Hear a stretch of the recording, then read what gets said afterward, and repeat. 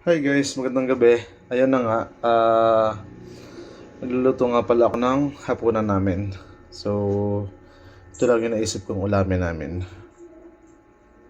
Bale, magigisa lang nga pala ako dyan ng gulay. Ayan, itong gulay. Tapos, lalahokan ko ng mackerel. So, buti lang nakapag kami, grocery.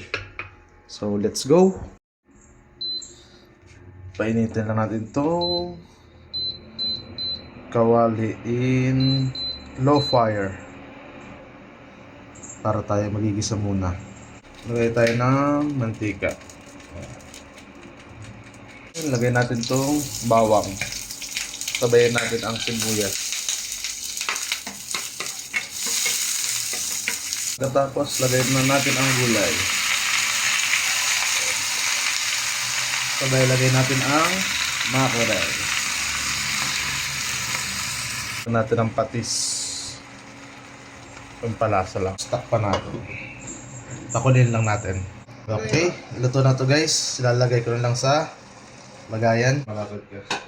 Okay, luto na to guys. Ready na ang aming ulam for tonight.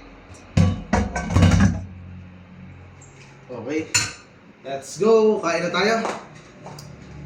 Top.